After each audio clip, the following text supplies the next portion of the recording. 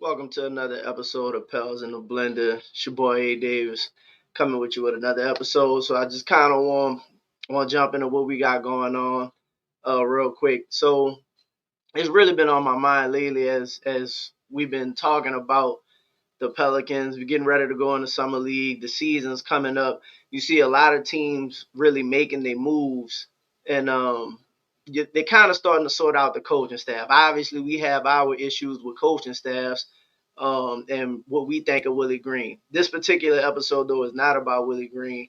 It's about James Borrego and what we think about James Borrego and why I feel like why he should be the coach, but not only why he should be the coach, why he's deserving of the coach. And realistically, this might be we knew it was David Griffin's plan to make James Borrego the head coach.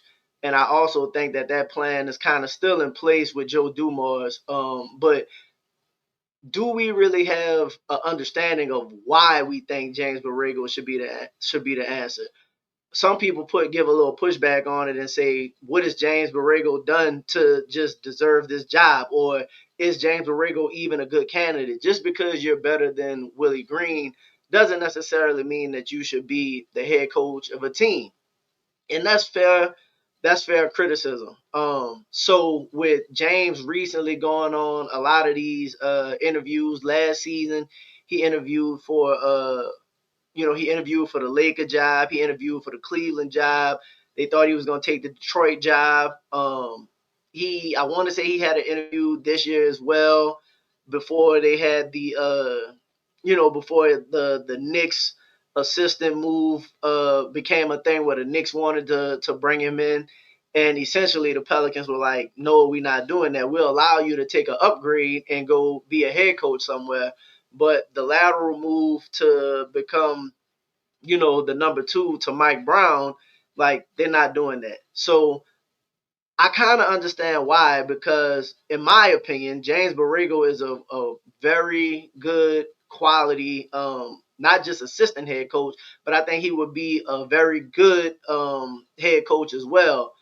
If you look at the history of James Borrego and how he even got this position to begin with to become Willie's number two, the he has a big track record of like he has a long history of coaching. Excuse me. He started back in '03 with the Spurs, was under the Greg Popovich. He's off the Greg Popovich tree. Got two championships with that, which shows me he was under not only the coach and the Popovich, but he was around players like Tim Duncan. When he went there in '03, so that's the Tim Duncan, Manu, Tony Parker, all of those guys, right? So then he leaves there, and then he comes. He does a good stretch in San Antonio. Then he comes to New Orleans when he was a assistant coach on Monty Williams' staff.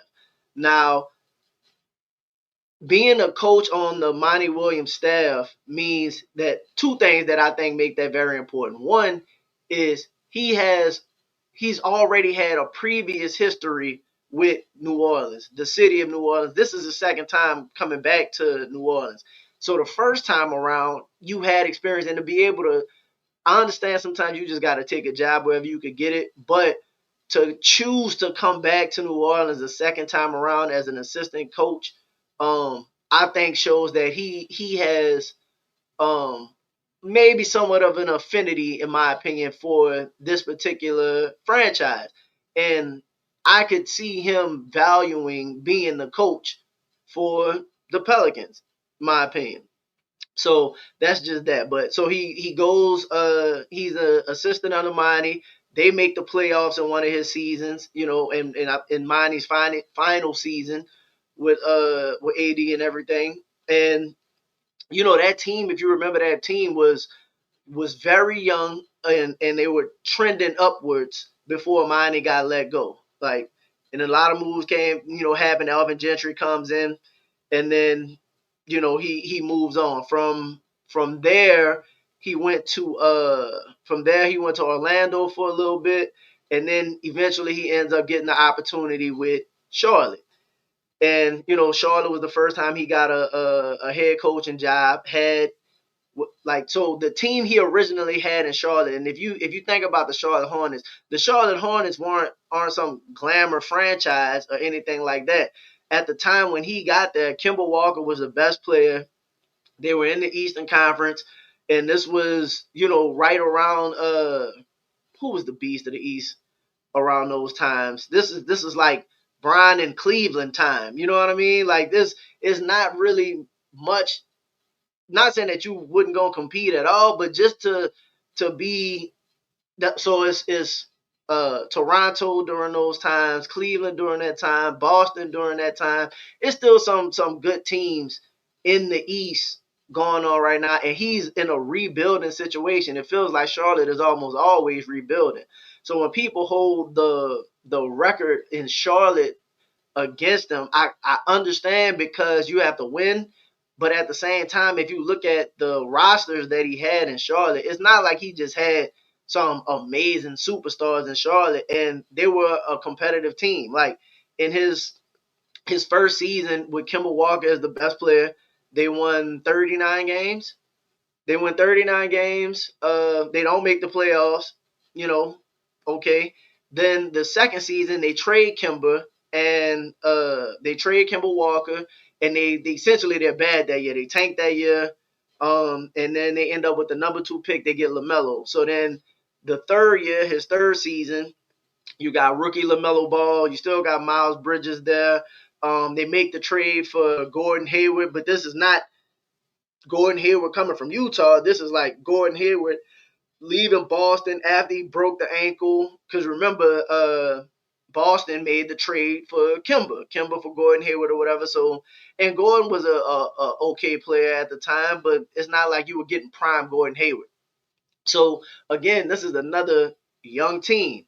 They won 33 games that year, his third season, which again was good for the 10th seed over there in the East. They make the play in. And then the following year, his last year, they win 43 games. They play a little bit better. They get the 10th seed again. They make the play in. And that was pretty much it to his run in Charlotte from a record standpoint. And you saw LaMelo at the time, and he's improved a lot since then. But at the time, LaMelo, you saw the progression in LaMelo's game. You saw Devontae Graham win Sixth Man of the Year.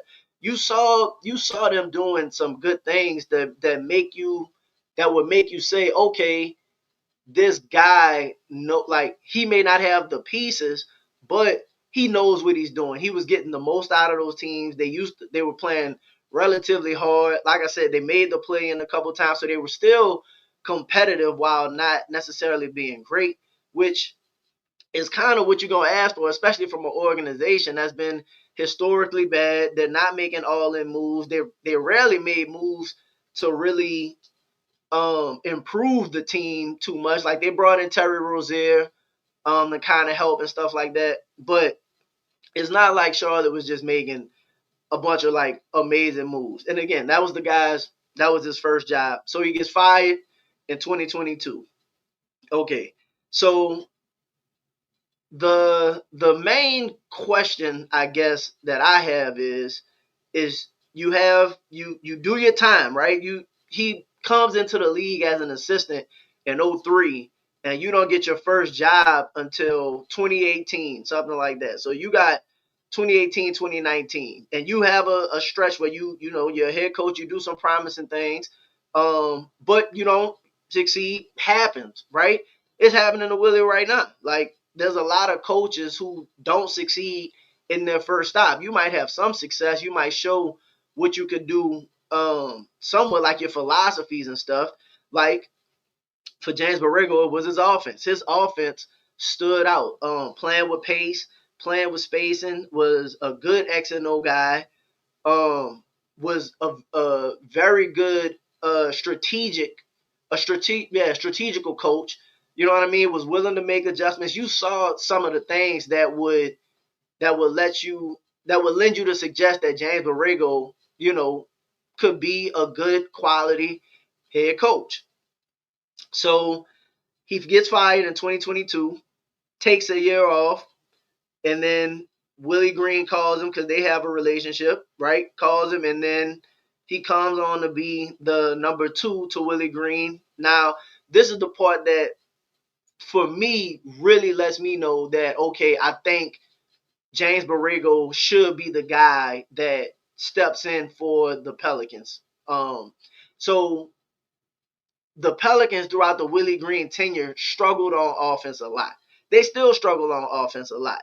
And we know that from all of the interviews and everything that Willie Green is not necessarily allowing the James Borrego offensive concepts to to do the thing. Like, again, you bring in the guy to help, and you're not really allowing him to help. But he is in the building, and in my assumption, how I take it, I think his presence in the building is still somewhat rubbing off on the players. I think some of the maybe behind the scenes things, maybe some of the ways they break down tape, maybe the way he communicates, it seems like all of the players wouldn't mind leaning towards James Borrego as a coach. He's respected around the league, and you can just see that the players seem to gravitate more and play a little bit more, play a little harder, more spirited for Willie than they. I'm sorry, for Borrego than they do for Willie. All right. So with that being said, again, you saw that in the results when his first year as the number 2 here, the win total went from the season before previous they had 42 wins, and then the next season they had 49 wins, and the 49 wins was still an undercutting because if you remember all of the coaching mistakes that cost them games multiple times over and over and over.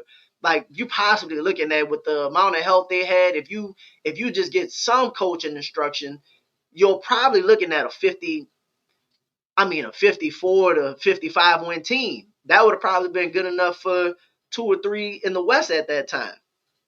So that's another thing where you see the immediate impact on the team from James Borrego. David Griffin obviously had the plan to bring James Borrego in as the replacement for Willie Green, kind of like, some backdoor cool kind of stuff, and it just, it burned up in his face. He didn't act fast enough, or he burned his bridges on, removing Alvin Gentry and then removing Stan Van Gundy, so the organization wasn't willing to give him another coach to let go of. And they like Willie as a person. That's not to say that they don't like James Borrego, but relationships matter in this business. So what I am seeing, though, is that the Joe Dumars is coming in, and I think he wants to do his own assessment, but at the same time, he sees and knows the reputation. Again, he worked for the league office, man, and he's been around for a long time. I'm pretty sure he knows the reputation of James Borrego uh, amongst other front offices, amongst what other coaches think, what other players think. And I'm pretty sure that he's trying to do his best while he got this guy under contract. Like, it would be foolish to let him go without some sort of backup plan. Again, the season is around the corner. That's not to say that you can't hire a coach, but God, like, you're in a win now situation. God forbid something happens. You really need to have, a fail safe to an emergency button to push just in case something happens, and you kind of be able to steady the ship, that's familiar with the players, has probably already created multiple like offense and a style of play that he wants to implement that would drastically improve on what it is that we see Willie doing from game to game. So he really just needs the opportunity, right? So we want to talk about opportunity. A lot of people's like, well, why should James Borrego even get this job? Well, my opinion is, yeah, he didn't do that well in Charlotte, but there's been multiple coaches since the James Borrego firing, and even before that, that's gotten opportunities that I don't think deserve multiple. Doc, let's just go down the list real quick. Doc Rivers has had multiple jobs. Mike Brown has had multiple jobs. Steve Kerr's got a job with no experience. JJ Redick just got a job with no experience. JB Bickerstaff just got his second job. The closest person I would kind of relate to James Borrego in a sense is Kenny Atkinson. You saw Kenny Atkinson in Brooklyn doing some good things with Brooklyn. They was getting ready to bring in Kevin Durant and all of that. It didn't work out. Boom, Kenny Atkinson is out. It took him some time to get another opportunity, but you see what he did with Cleveland immediately when he got his second opportunity. I think you could see something similar to that with James Borrego if he's given this position. You've seen Monty Williams get multiple jobs. You've seen Quinn Snyder get another job. You saw who else? I'm sorry. Will Hardy's been a new coach. Charles Lee's been a new coach. It's been multiple coaches hired, and that's not to say that these guys don't deserve an opportunity, but to say that James Borrego hasn't deserved a second chance, is just a little bit wild to me, in my opinion. So also on top of that, we've seen when James Borrego has an opportunity. It's been two opportunities we've seen for James Borrego to coach this team, and in both instances, were under extreme duress, and we seen him perform well. The first time was in the 43-win season. It was very early in the season. They were on a 4-game losing streak, and they had Dallas coming up, who was a really hot team at the time. I think they were like 8-3 or something at the time, or something close to that, with Luka and Kyrie ready to go. Trey Murphy was out. CJ McCollum was out. And you saw James Borrego, like, that team looked like a completely different team than the way they were playing. They were causing turnovers. They played with desperation. The offense looked decisive. It looked versatile. You saw them run some sets at times. You saw them make positive coaching decisions. Just like, how to kill a run. Look, we're gonna be aggressive, we're gonna double team. And it was just so many different things that James Borrego did in that one particular game, and what he did in that game that showed, man, this dude might be head and shoulders a better coach than Willie Green. The second opportunity was last season. Obviously, they're tanking. The team is god awful, and he still manages to win a game. They played Charlotte. They had nobody playing in the game against Charlotte. Now, granted, Charlotte was tanking as well, but you still, when he was out there, he had something to prove to these players that, hey, man, I could do this. I'm a quality coach. I know what I'm talking about. I will put you in a position to succeed. And they ended up winning that game. And Willie comes back. They go back to continuing to lose. And it's just, man, it's just obvious to me what the real problem is. And I don't really understand why James Borrego shouldn't be, like, I would have been made the move, but I don't understand why some people give the pushback as to why this particular job wouldn't be a good job for James Borrego. First off, it's the Pelicans franchise. Like, and this is as a Pelicans fan, but it's not like we some glamour franchise. It's not the Knicks. We don't have it's not the Knicks job.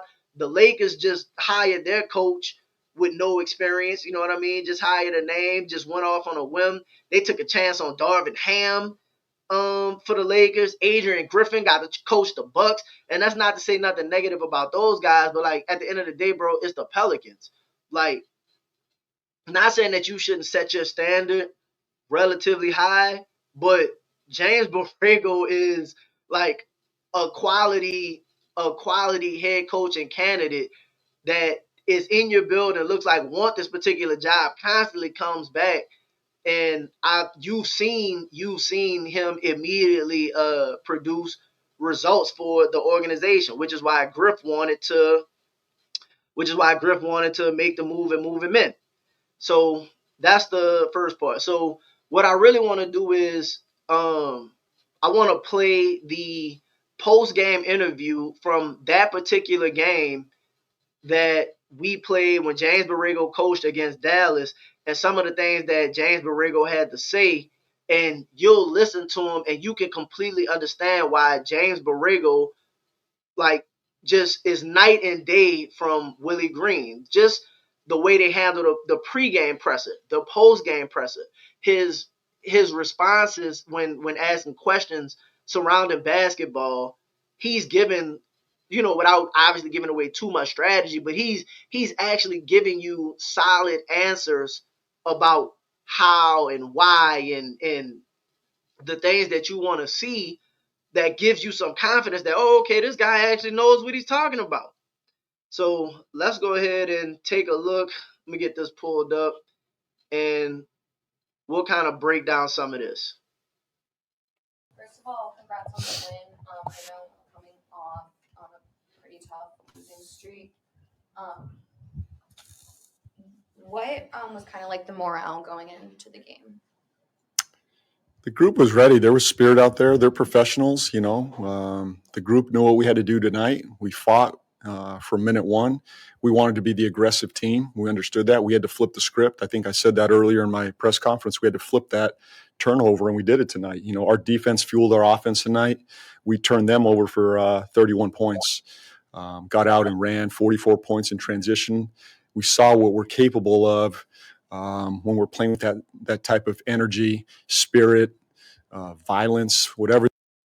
Let me pause it right there because we know, to me, that's already James putting in, like letting you know exactly what it is he's expecting from his team.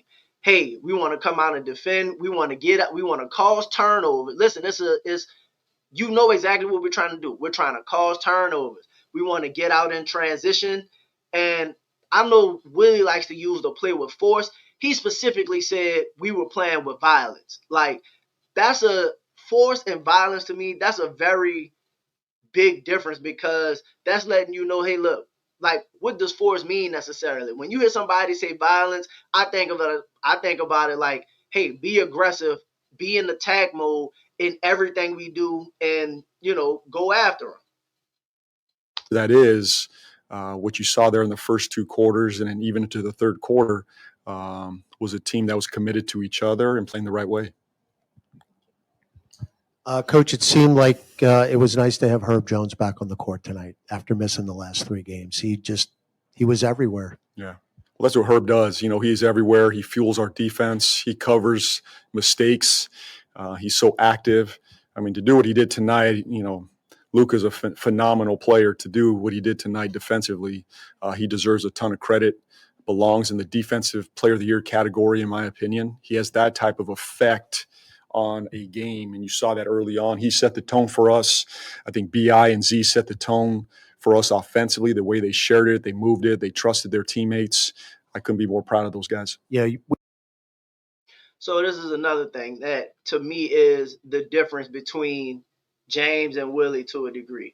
It's not that Willie doesn't support or try to prop up his players, but you heard James Borrego talk about Herb Jones and say, hey, man, look at all of the different things that Herb does. Obviously, he should be deep. Like, we think he should be in the defensive player of the year conversation. This is early in the season.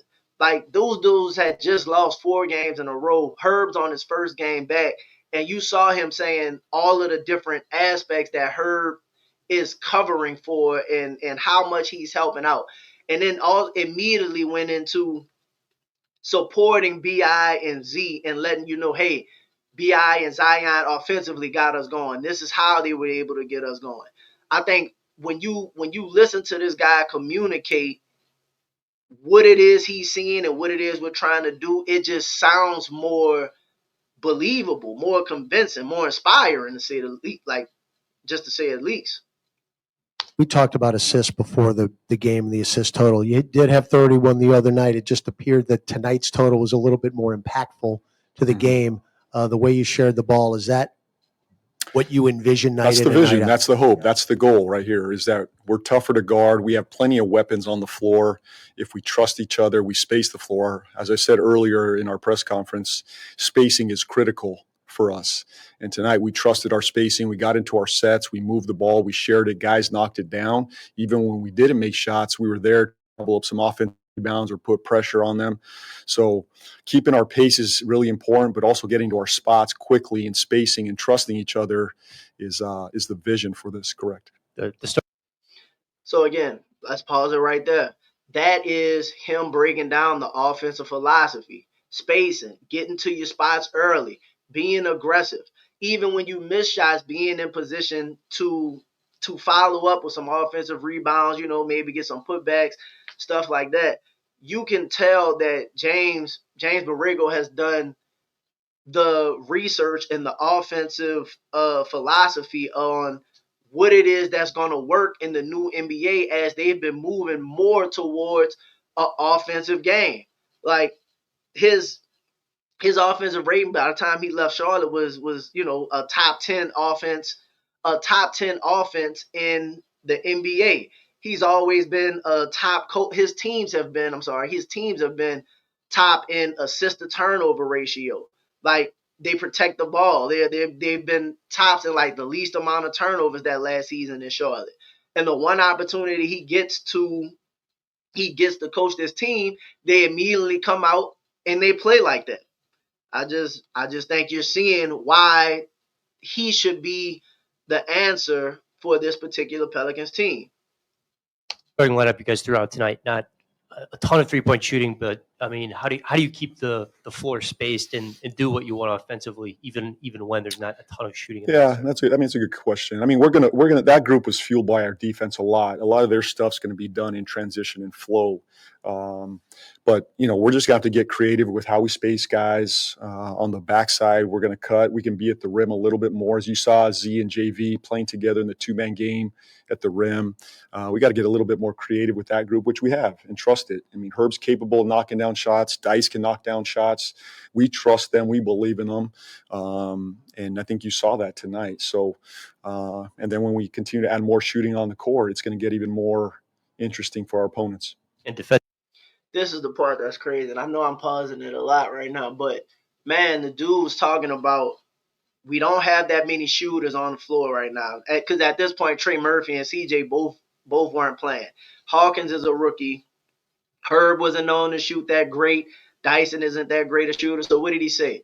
Yeah, that's a really good question, but that means we have to get creative with what we're doing on the backside of the floor. That's James Borrego letting you know, hey, we may not have the shooting, but that's not an excuse for us to not be effective or efficient with our offense. We'll do some creative things. We'll use our players. We're going to play JV and Zion together at the time. So he's not hampered by not having all of the offensive weapons needed to be as successful as possible. Hey, look, we don't have this one tonight. Boom, this what we're going to do to make it work. That's what you want from a head coach when, especially with, as much as the Pelicans go through injuries and players are in and out, you need a guy that's willing to adjust the offensive system, still have his philosophy, and be able to be effective and win games. So you guys started with Dyson on Luke and Herb on Lively. Can you just explain that decision and why it was effective for you guys in this game? Well, I think we just wanted to slow them down early. We didn't stay in that coverage the whole time, but we wanted to give them a different look, as we talked about. You got to mix up coverages. We thought, putting that matchup there, we could switch their pick and roll with the 5 and maintain size on the big. They hurt us a little bit on the board early, but I think it slowed down their offense a little bit, and that's what we did tonight. We just broke up rhythm. We disrupted them. Guys were really committed to the game plan, what we wanted to do defensively, and I think you saw that. You talked before the game about the importance of getting out in transition, scoring. The team ends up with 40-plus fast break points. I mean, what kind of few? I'm assuming that's our high for the year. Yeah. It's got to be. For a long time. Yeah. I guess what kind of fueled that tonight for you guys? Well, I thought it was our activity defensively. I think we're capable of doing 40-plus transition points. Listen, the guy is saying exactly what it is. Yeah, our high for the year. It might be one of the highs in Pelican history if we look it up. 40-plus transition points. You hardly see the Pelicans team consistently run and play in transition. Now, granted, you do have to cause turnovers to be able to do that. But That's the emphasis. That's the game plan. Look, we trying to cause turnovers. We getting after them, and we getting out in transition. Let's get easy buckets. On this, we want to get out and run. We have the athletes and the speed to do this. Unfortunately, we haven't done it to this type of level in the last, I'd say, 4 games. So I think a lot of that was our defense. Obviously, we turned them over, right? 20 turnovers, we turned into 31 points. So we deserve a ton of credit there. But even the shots that we rebounded, we got stops out of, we're looking ahead. We're trusting each other, trusting the kick ahead. We got threes. We got rim. We had Z at the rim. We had kick out threes. When we play at this pace, we're just going to be tougher and tougher to guard. It's just trusting it. And our guys really trusted and believed in it tonight. And Jordan had a pretty tough night a couple of days ago and come out. What did he do? He kept shooting the ball. What was he? 25 tonight, I think he ended up with. What does it say Yeah, about a lot of shots up, 12. I like that. Yeah, I mean, what does it say about a rookie just to continue to shoot the ball the way he does no matter what? Well, we want our guys to play with confidence, and Jordan's one of those guys. You don't have to tell him to shoot the ball. He has great confidence. So if he's open, knock it down, and we've seen a couple of games like this so far for a rookie. I think he's up there. I don't know what he's made, how many he's made as a rookie, but I think it's got to be up there as far as, most threes made after your first 10 games. But when he's doing that, it spaces the floor. He plays with great pace. A lot of his stuff he's getting in transition. As you know, if you tried to run from one end to the other to get to the corner and shoot the ball, it'd be pretty tough. It's tough to do that. He's able to do that right now with his speed. So we love what he does for us. We love his confidence. That's why we drafted him. We believe in him. Coach, just to talk about the defense a little bit more, one of the big things was, Dallas was not able to get those second chance points that they got in the first game that you played against them. And also it seemed like you did a much better job of restricting their movement, keeping guys in front defensively and not allowing them to cut through the lane or find soft spots in the defense. Was there something that you worked on in the day? There's a couple of things. Number one, they took pride in guarding their man one-on-one. I think you saw that physicality by Dyson and Herb. Even Z was out there on the perimeter, moving his feet, guarding one-on-one. That's the first thing. Secondly, when there's such a dynamic pick and roll team, they're one of the best pick and roll teams in the league. With Luka, Kyrie, it's tough. The part of our slowing them down was our switching, of their pick and roll, limiting the rotations on the backside. I think in the first game, we were rotating all night, and that's tough against a team like this. Tonight, we slowed them down with our switching, changing some matchups. So I think that's a big part of it. But the biggest part was just our overall physicality on the ball, our pride one-on-one to guard. When shot goes up, we were in better position to rebound tonight. So great effort by our guys defensively. So what I want to kind of point out from there, now again, James Borrego is known as an offensive coach. Willie Green is not here right now, who's known as the defensive coach. They said they played, we played them the other night. We were in rotation all night. Strategically, he made an adjustment. Hey, instead of doing this, we're gonna stop the rotations. Stop having to rotate so much by being able to switch, guard our man a little bit better. Do some things on the backside. Like, he was literally laying out for you some of the things that he made the decision to switch up from. And it was effective, and the players bought into it because they believed that the X's and O's would work. This is what matters. I thought JB had a really good game. Although, Dallas is a huge pick and roll team, easily kind of could have played him off the floor, but he was able to kind of stay in front of guys. Can you speak to his game today? Yeah, I thought he was great. I mean, JB's been a pro all year. He's a fantastic player, and we knew tonight they were going to try to pick on him. They're going to try to go at him in the pick and roll, and even the ones he was in, I thought he competed. He was much better being up at the level and back and dropping and moving. I didn't see them getting downhill a whole lot on him. I can think of maybe one possession where Kyrie got by him and he turned the corner. But in general, he stays in front. He's active. He rebounds. He did a nice job for us offensively as well. As you saw, we posted him a little bit. He was able to make some plays out of the post for his teammates. He's had a real effect on this team this season on both sides. And he just stays with it. You think he's going to be run off the floor with his size, and he just finds a way to stay on the floor. We talked about Brandon and Zion and just needing more from those guys. What did you think about the games they had? Well, as I said, I thought they set the tone for us. offensively. Their ability to share the ball, move the ball, to me, set the tone offensively. That's where the assist started, trusting their teammates. BI was very aggressive getting downhill. He got to his spots.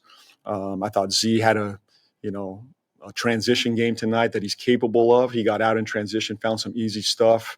I thought he just played the right way. That's the whole key right now with our team. It's just play the right way, make the right play for each other, trust each other, and this is what we're capable of.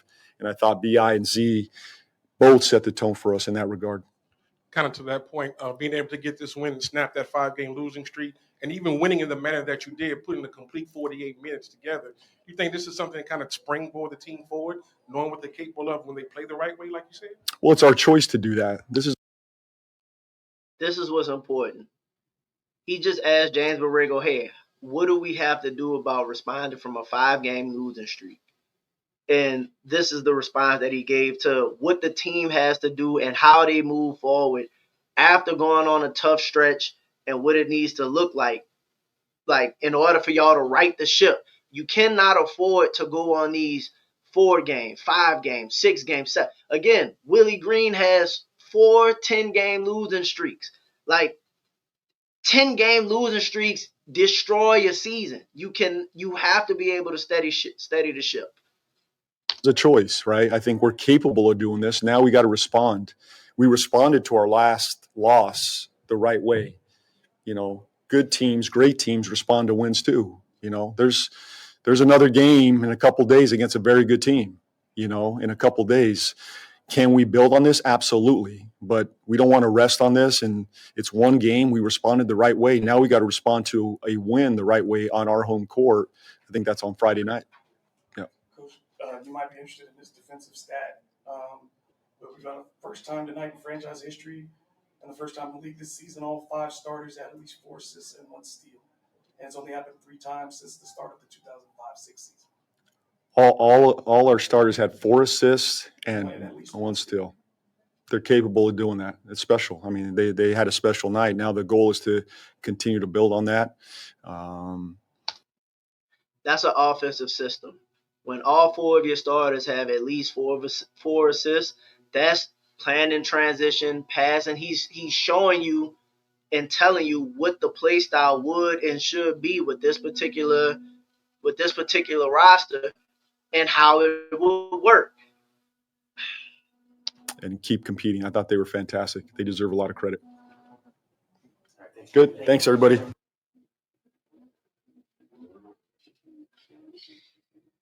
Man, I think it's obvious.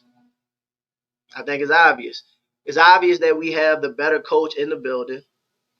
And Joe Dumars did a good job of making sure not to lose that potential coach. Great move. Now, will we be able to do what we need to do to put the guy in position to take over? So, with that being said, we're gonna go ahead and close the show. I just want to just reemphasize, James Borrego deserves another opportunity at a head coaching job. Plenty of coaches have gotten second chances. Why wouldn't he deserve an opportunity to coach this particular team that he's familiar with, that's lacking at having a head coach? And it's pretty obvious. Man, I appreciate y'all for tuning in. Like, subscribe, share. I appreciate y'all. Everybody stay safe. Y'all have a good one.